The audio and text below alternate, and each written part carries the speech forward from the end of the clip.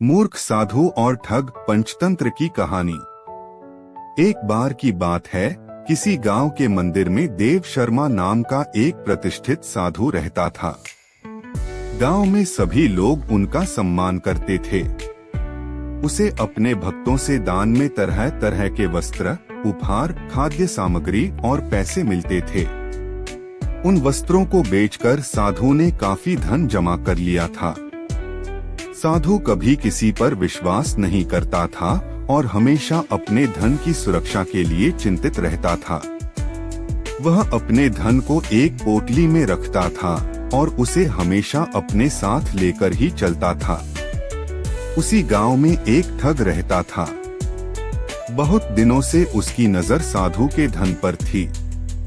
ठग हमेशा साधु का पीछा किया करता था, लेकिन साधु उस गठरी को कभी अपने से अलग नहीं होने देता। आखिरकार उस ठग ने एक छात्र का वेश धारण किया और उस साधु के पास गया। उसने साधु से मिन्नत की कि वह उसे अपना शिष्य बना ले, क्योंकि वह ज्ञान प्राप्त करना चाहता था। साधु तैयार हो गया और इस तरह से वह ठग साधु के साथ ही मंदिर में रहने लगा।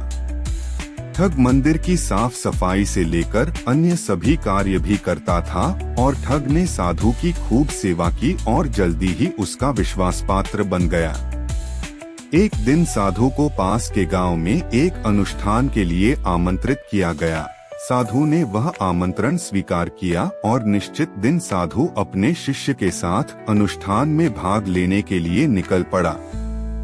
रास्ते में एक नदी पड़ी और साधु ने स्नान करने की इच्छा व्यक्त की। उसने पैसों की गठरी को एक कंबल के भीतर रखा और उसे नदी के किनारे रख दिया।